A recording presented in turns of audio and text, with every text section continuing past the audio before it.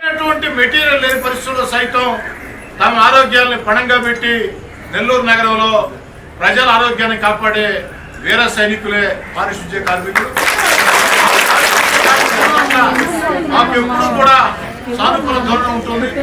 అందుకే 14 రోజులుగా మీరు చేస్తున్నటువంటి ఈ యొక్క ప్రజా ఉద్యమాన్ని మంత్రి పొంగూరు నారాయణ గారి దృష్టికి అటు నేను కానీ కమిషనర్ నందన్ గారు ఎప్పటికప్పుడు మీ యొక్క నాయకులు సిపిఎం పార్టీ జిల్లా కార్యదర్శి మూల రమేష్ గారు, మాదా వెంకటేశ్వర గారు, కత్తి శ్రీనివాసులు గారు వాళ్ళందరితో చర్చిస్తూ గౌరవ మంత్రి పొంగూరు నారాయణ గారికి చెప్పడం జరిగింది.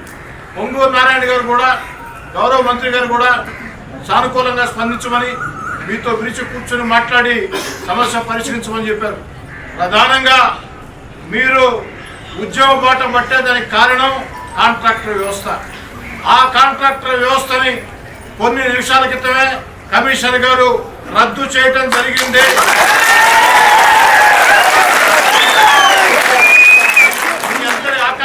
మీ అందరి ఆకాంక్ష గౌరవ మంత్రివర్యులు పొంగూరు నారాయణ గారి ఆదేశాలు సూచనలతో రద్దు చేయడం జరిగింది.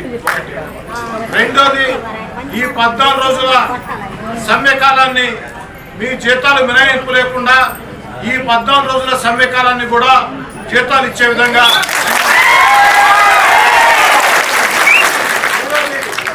ఏదైతే కాస్త ఈ యొక్క ప్రజా ఉద్యమాల్లో పోలీసులకి ప్రజా ఉద్యమకారులుగా నాకు కావచ్చు మీకు కావచ్చు కాస్త ఘర్షణ పూర్త వాతావరణం వచ్చినప్పుడు కేసులు ఏదైనా నమోదయ్యి ఉంటే ఆ కేసులు రద్దు చేసేదానికి కూడా ఓ శాసనసభ్యుడిగా ఈ యొక్క నారాయణ గారు కూడా మంత్రి పొంగూరు నారాయణ గారు కూడా మిమ్మల్ని ఎవరిని ఇబ్బంది పెట్టాలని నిర్ణయం తీసుకోవాలి. ఒక్క వర్కర్ను కూడా బయట వాళ్ళని తీసుకునే పని లేదు, ఉండేవాళ్ళని తొలగించే పరిస్థితి లేదు అనేది వాళ్ళ ఆలోచన కూడా. కానీ మీకు అభ్యంతరాలు వచ్చాయి కాబట్టి కాంట్రాక్ట్ వ్యవస్థని మంత్రి పొంగూరు నారాయణ గారు రద్దు చేయించారని చెప్పారు.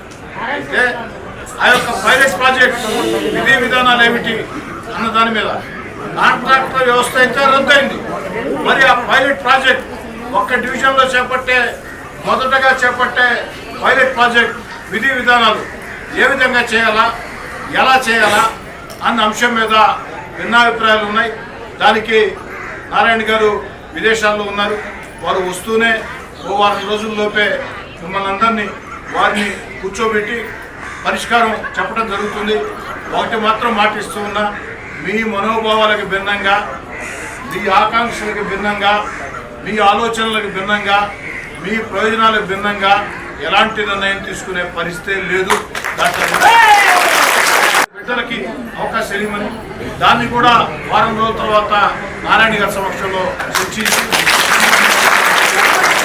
కాబట్టి అందరి సూచనల మేరకి పారిశుద్ధ్య కార్మికులు ఇవన్నీ నిర్ణయాలు తీసుకోబట్టి మేము సమ్మె విరమిస్తున్నామని చెప్పారు. వెంటనే విధుల్లో జాయిన్ అయ్యి ప్రజల ఆరోగ్యాన్ని కాపాడాలని